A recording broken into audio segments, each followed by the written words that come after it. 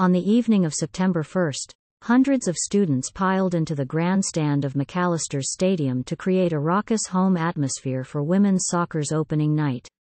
The night celebrated the new season, and signaled new hopes and possibilities for a team on a multi-year upwards trajectory. On a match night that was folded into the festivities for orientation for the first-year class of 2027. It was fitting that a first-year player opened the scoring for the Scots.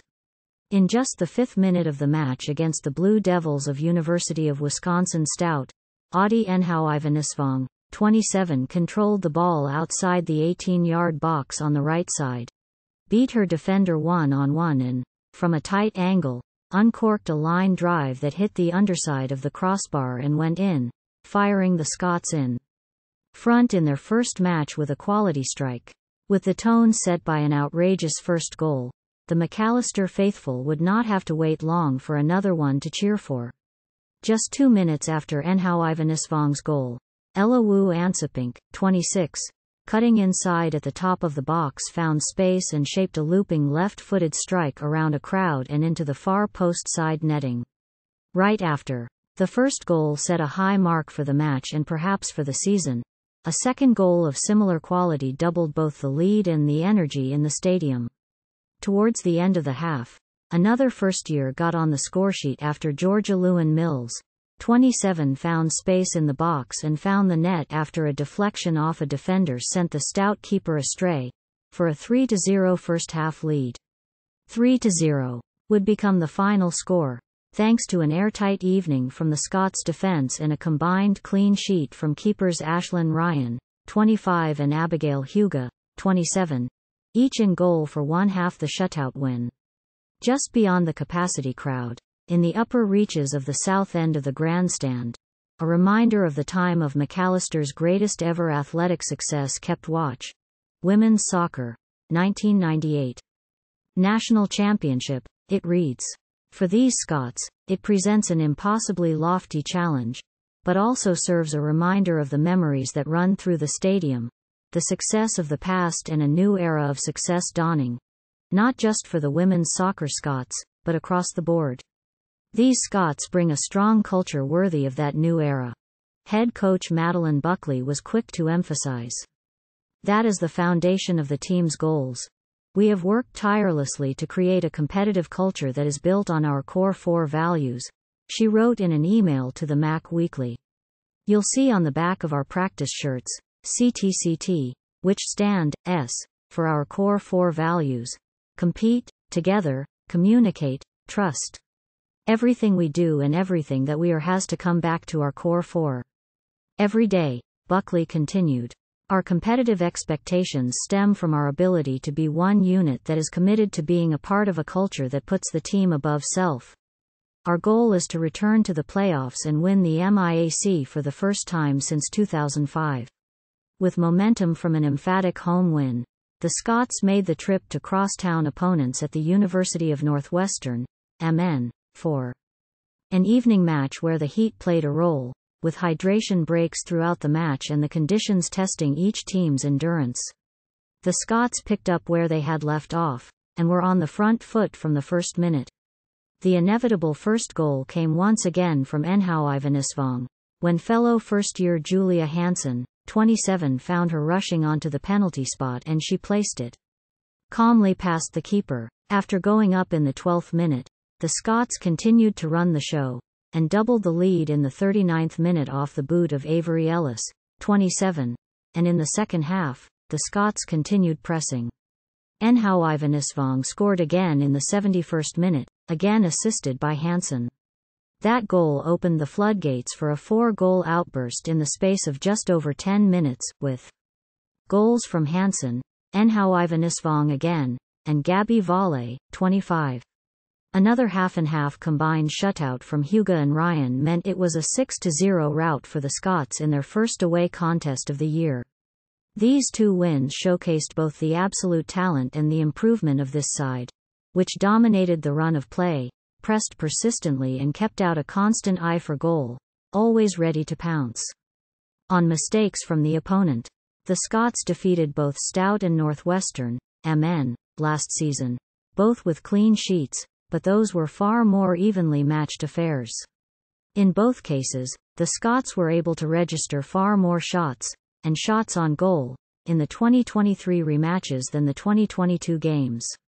In the 2022 matches, the Scots also took far longer to break down their opponents and score, only getting on the scoresheet in the second half, compared to this season, where they scored early and often in lopsided games.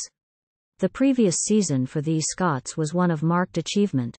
Leaning especially on a 6-1-2 home record, they played to a 4-4-3 record, which was good for 6th in the MIAC, and the team's first playoff berth since 2015, after a signature 1-0 win over Gustavus Adolphus College on Senior Day at the end of the regular season. Although their first playoff expedition in 7 years came to an early end, at the hands of St. Catherine University in a 3-1 defeat, Macalester had put the MIAC on notice. The Scots were back. The playoff berth built confidence within the squad. Last year's accomplishment of making playoffs for the first time in our players' careers was exactly what our program needed to truly believe that we are capable of having a championship-driven culture, Buckley wrote. We have affectionately adopted the "believe" sign from Ted Lasso since the beginning of last fall, Buckley continued. The sign symbolized believing in ourselves and one another.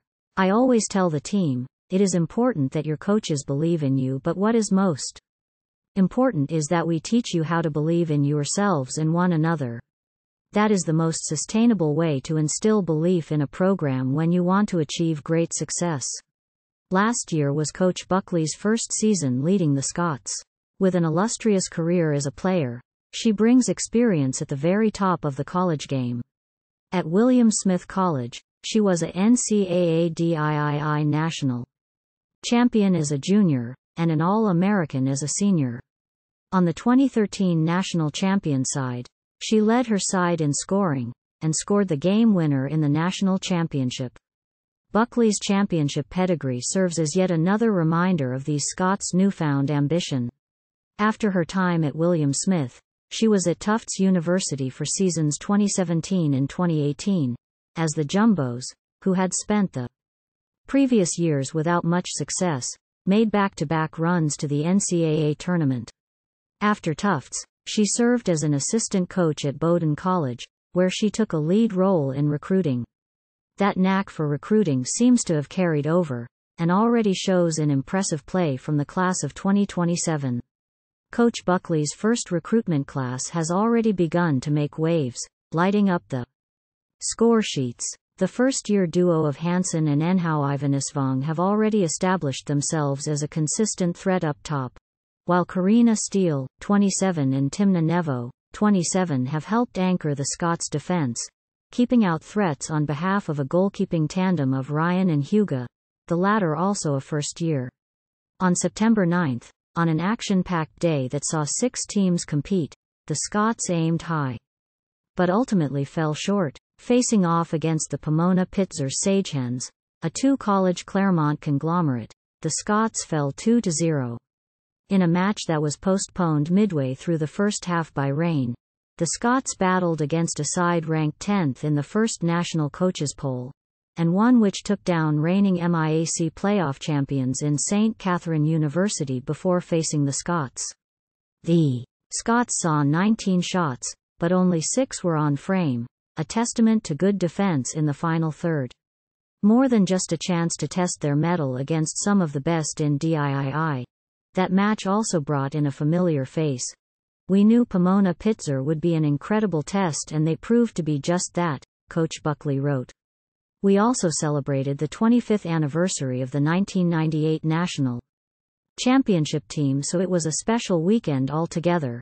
We battled with the 10th-ranked team in the nation and ultimately proved to ourselves we can play with the best and that we still have a lot of necessary growth.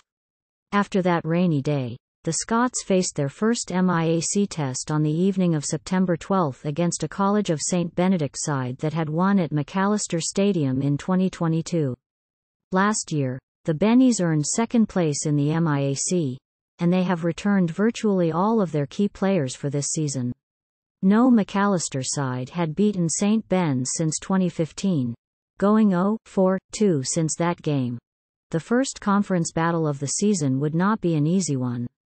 The Scots employed an aggressive high press, looking to catch their opponent out with interceptions, but the Bennies initially had success breaking it down, consistently building up and holding possession in dangerous areas. However, when the St. Ben's attack loomed in their offensive third, the Macalester back line held firm, only ever allowing one real chance to their opponent, which didn't result in a goal. The first half ended scoreless, with the Scots seeing a golden opportunity cleared off the line late. In the opening period, when Ella Short, 25, got the ball from a corner and beat the keeper with her shot, but saw the ball cleared away after a goal line save from a defender. History and convention would suggest that St. Ben's, the perennial contender that had subjected the Scots to near constant pressure through much of the first half, would eventually break through and take the 3 points. However, these Scots came to write their own history. After settling into the rhythm of the game, the Scots were able to tighten up in the high press, no longer allowing the Bennies to string together as many effective passes, as the Scots forced repeated mistakes from the opponent. In the 48th minute, the Scots were able to force the Bennies into passing the ball all the way back to their keeper, Rihanna Anya, seeing the walls close in the form of 2 Scots players applying pressure, mishit her pass straight to Julia Hansen, who coolly deposited the opening goal into an empty net. The Scots continued pressing and found increasing success as, contrary to footballing convention, they became even more aggressive after scoring. Continually harrying the Bennies, never holding the ball for long but never allowing St. Ben's to do anything productive in possession, the Scots settled into a groove. In the 75th minute, another successful pressing sequence earned the Scots a corner. Audi Nhouyvanisvong sent an inswinger into the box, and found Gabby Valle wide open crashing into the box, who promptly headed the ball high into the net for an insurance goal. It would prove richly needed, as the Bennies scored from a corner in the 86th minute, but couldn't find the equalizer before time expired. The Scots walked away from their first MIAC clash with a statement 2-1 win over last year's conference runner-up. It's a win to put the MIAC on notice that these Scots are legit, and that they can compete with the best teams in the conference. Although it's far too early to project end-of-season results, if the Scots do end up making serious waves in the regular season or the playoffs, the hard-won and resilient victory against St. Ben's is the kind of moment one might point to as the moment that they established themselves as a real threat. The Scots, though, are still eager to take it one game at a time. The belief we had last year led to a playoff berth, Coach Buckley wrote. That playoff berth has led to our returners being hungry for more than just a berth but to be hungry for winning playoffs. We do not shy away from title chasing, and we also want to take this 2023 journey one game at a time. Our win against St. Ben's was an important first step in our MIAC play, and now our focus turns to Gustavus on Saturday. We are continuing to focus and be present with what is in our control and taking one game at a time.